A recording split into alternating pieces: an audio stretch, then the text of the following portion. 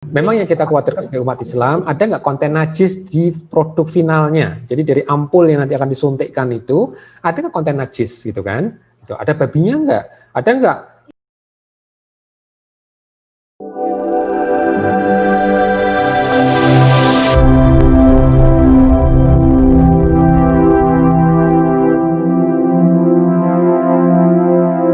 COVID-19 sudah menjadi pandemi. Kekhawatiran atas makin menyebarnya COVID-19, para ahli sudah melakukan penelitian. Dan hasilnya vaksin sudah ditemukan. Sebut saja vaksin keluaran Sinovac dan vaksin keluaran Pfizer.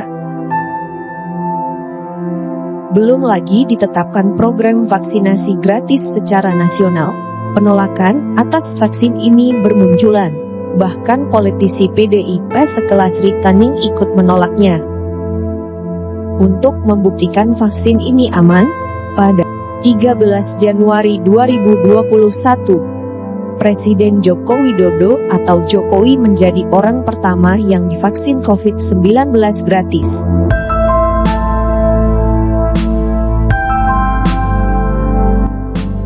Meski orang nomor 1 di Republik Indonesia ini sudah melakukannya, tapi tetap masih banyak warga negara Indonesia yang menolaknya. Ikut atau menolak program vaksin itu memang terserah kita. Tapi, agar kita memiliki keputusan yang tepat, ada baiknya kita dengar pendapat para ahli. Ini kodarnya si virus juga, spesifikasi si virus, dia minta supaya orang itu berkerumun. Kalau orang ini jauh-jauhan, ya tidak berdekatan, virus nggak bisa loncat, dia nggak punya sayap, gitu ya. Nah, inilah yang harus ditekankan. Nah, kalau kita mengetahui kodar si virus bahwa si spike-nya harus ketemu sama AC2, makanya manusia berpikir, bagaimana kita buat vaksin? Vaksin itu nanti akan memunculkan antibodi. Nah, antibodi ini yang akan yang akan menghambat nih, memblok interaksi antara spike dengan AC2. Halal apa enggak? Nah, kita coba review sedikit nih dengan cepat. Memang yang kita khawatirkan sebagai umat Islam, ada nggak konten najis di produk finalnya? Jadi dari ampul yang nanti akan disuntikkan itu, ada nggak konten najis gitu kan? Tuh, ada babinya nggak? Ada nggak?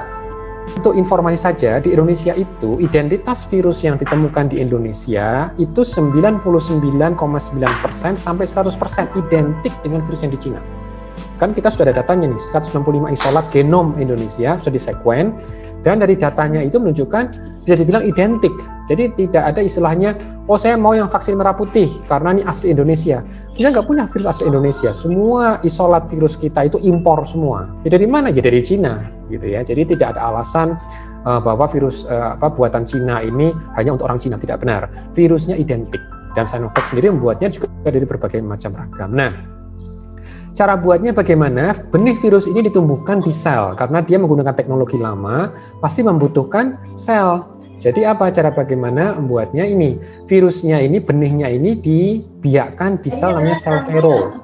Karena kalau di sini ini formulasinya harus betul-betul ketat sekali, betul-betul bersih gitu ya. Apalagi kalau cuma bau, rasa, dan warna, udah pasti itu sangat suci kalau kita menggunakan konsep itu gitu. Jadi kalau konten final dari vaksin ini memang tidak ada lagi barang-barang haram gitu ya. Itu yang dan inilah gambaran isinya ya, isi. Nah, bagaimana dengan mRNA yang Pfizer yang lagi rame itu ya? Kalau Pfizer ini lebih keren lagi karena dia yang dia masukkan betul-betul hanya materi genetik, nggak ada virus sama sekali, nggak ada virus SARS-CoV-2, nggak ada juga adenovirus, betul-betul hanya gennya saja yang dienkapsulasi dengan liposom, semacam lapisan lemak gitu kan. Dan ini memang buat sebagian orang agak alergi karena ini kan lapisan lemak artifisial, dan artifisial ini memang ditengarai bisa menimbulkan gejala hipersensitivitas. Nah, dengan mengetahui susunan kimia dari produk biologis, kita bisa menggunakan produk secara kimia juga. Jadi kalau kita lihat nggak ada lagi sel hidup di sini yang digunakan, betul-betul produksi secara kimiawi gitu ya.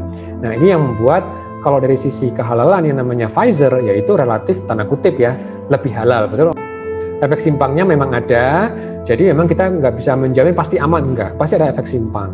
Nah, kadang-kadang teman-teman konspirasi itu terlalu berlebihan. Memang ada yang sampai pingsan, tapi nggak sampai meninggal, gitu ya. Dan kalaupun misalnya ada kasus meninggal, misalnya kasus meninggal seperti kemarin ada kabar nih, beberapa lansia itu meninggal. Nah, ini sedang diinvestigasi apakah memang meninggal karena vaksin atau memang karena usia lanjut gitu ya. Karena kalau seperti Norwegia sekarang itu kasus kematian lansia sendiri ya tanpa vaksin itu bisa 400 orang seminggu. Dari sisi ajaran agama Islam, Cak Nun memberikan pandangannya terkait vaksin ini, meski dirinya punya pandangannya sendiri. Berikut pandangannya. Yang menentukan hidup mati saya Allah kok. Saya juga sholat, saya juga wiritan, saya juga berbuat baik, saya juga mengurusi rumah tangga dengan benar-benar. Terus salah saya apa sehingga saya harus mendapatkan itu gitu. Jadi saya kira kekhawatiran itu boleh-boleh saja, tapi tetap harus ditemani oleh husnudzon kepada Allah kan gitu. Jadi kita tidak nolak kok. Saya juga tidak nolak, saya juga tidak mengecam, saya juga tidak mengkritik atau apapun juga. Tetapi saya kira setiap orang membutuhkan penyikapan di dalam hatinya, pikirannya yang tepat. Gitu loh. Jadi kalau saya divaksin dengan mentuhankan vaksin itu juga salah. Tapi kalau saya menolak vaksin dengan saya menjelek-jelekan vaksin juga salah. Setelah menyaksikan tayangan tadi, ikut vaksin atau tidak, itu pilihan kita masing-masing. Tentunya dari informasi dan pengetahuan yang kita dapatkan.